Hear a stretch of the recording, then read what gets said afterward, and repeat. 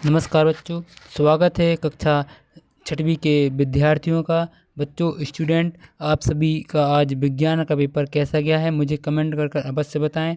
और कल आपका जो संस्कृत का पेपर होने जा रहा है वह मैं पूरा पेपर लेकर आ गया हूं। देख सकते हैं एकदम मैं ओरिजिनल पेपर अपलोड करता हूं, आप सभी को यह जानकारी तो होगी।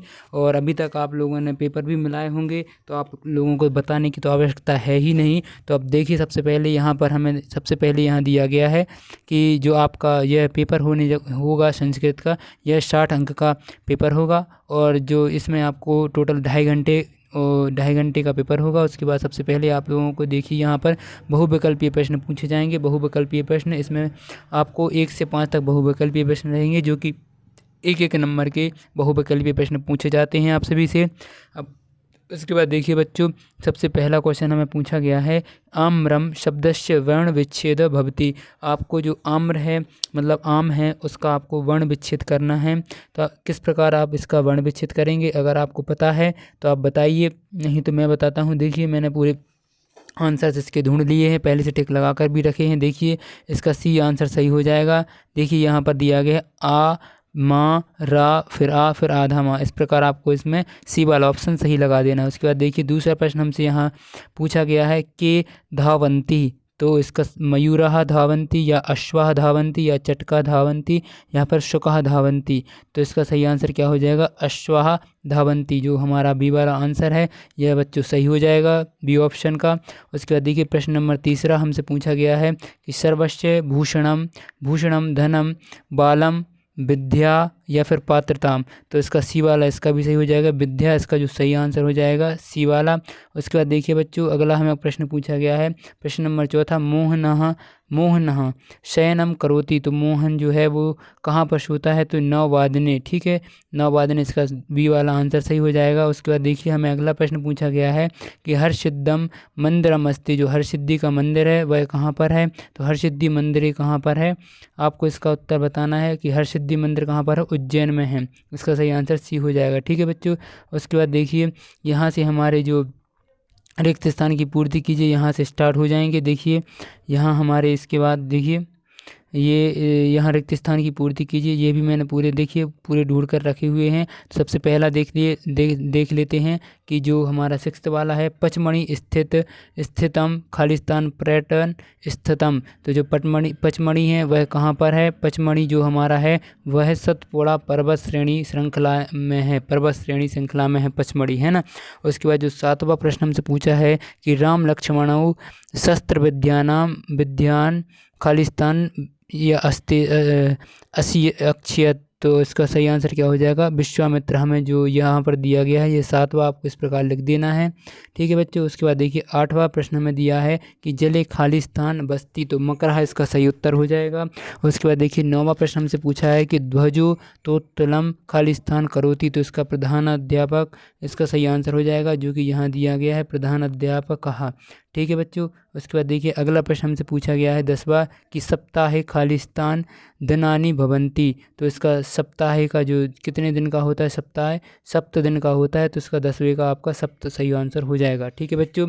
उसके बाद देखिए अगले प्रश्न की तरफ चलते हैं, जो कि हमारे लघु उत्तरीय प्रश्न हैं, जो 11 से आपको 16 तक प्रश्न नंबर तक पूछे जाएंगे। 11 से 16 तक एक नंबर के जो है यह प्रश्न रहेंगे, ठीक है बच्चों।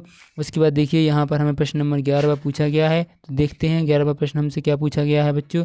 देखिए यहाँ लिखा है कि अधोलिखित व्यंजनानि क्रमानुसार स्थापत्य। तो आपको जो ये व्यंजन के नाम दिए थे क्रमानुसार, तो आपको लिखने थे व्यंजन के नाम। तो ये जो का खा गा घा होते हैं, पहले का आएगा फिर खा आएगा, पहले का आएगा फिर खा आएगा बच्चों, फिर गा आएगा फिर घा आएगा, चौथे नंबर पर 5वें नंबर पर न्या आएगा। इस प्रकार आपको क्रम में लिखने थे, ठीक है। उसके बाद देखिए 12वां प्रश्न हमसे पूछा है कि बाल कहा इति शब्दे कहा लिंग अस्ति। तो इसमें आपको पुल्लिंग आपको लिख देना है कि जो बालक है वह क्या है, पुल्लिंग है, पुल्लिंग शब्द है, ठीक है। आपको पुल्लिंग इसका सही आंसर हो जाएगा। उसके बाद देखिए बच्चों 13वां प्रश्न हमसे पूछा गया है कि निर्धनाम धनम किम। तो इसका सही आंसर हो जाएगा विद्या। तो निर्धनाम धनम किम विद्या होती है, ठीक है। उसके बाद देखिए 14वां प्रश्न हमसे पूछा है कि केन एकता बोधा भवति। तो इसमें इसका सही आंसर क्या हो जाएगा, शिशोरेण इसका सही आंसर हो जाएगा, ठीक है बच्चों। उसके बाद देखिए 15वां प्रश्न हमसे पूछा है कि वृक्षः परोपकारे कानि यक्षन्ति, तो परोपकार वृक्ष क्या परोपकार करते हैं, तो फलानी हमारे ऊपर फल देकर हमारे ऊपर क्या करते हैं, परोपकार करते हैं। उसके बाद देखिए बच्चों कि 16वां प्रश्न पूछा है कि अमित्रस्य किम ना भवति, तो इसका सही आंसर क्या हो जाएगा, सुखम इसका सही आंसर हो जाएगा बच्चों। ठीक है, उसके बाद देखिए अगला प्रश्न जो कि हमारा 17वां प्रश्न है वो क्या पूछा गया है। देखिए यहाँ पर 17वां प्रश्न यहाँ पर हमसे पूछा गया है कि लघु उत्तरीय प्रश्न 17 से 22 तक आपको इसमें करने हैं। तो देखिए अधोलिखित प्रश्नावली उत्तरावली संस्कृत में लिखना है इनके उत्तर। देखिए 17वां प्रश्न हमसे पूछा है सबसे पहले कि कहा सर्वत्र पूज्यते, तो हम सर्वत्र किसको पूछते हैं, तो इसका सही आंसर हो जाएगा विहान। और इसके बाद 18वां देखिए यहाँ पर पूछा है कि का परोपकारे प्रकृति, प्रकृति हमारे ऊपर क्या करती है, परोपकार करती है। उसके बाद देखिए 19वां प्रश्न हमसे पूछा गया है आविष्काराणाम जननी अस्ति, तो इसका सही आंसर हो जाएगा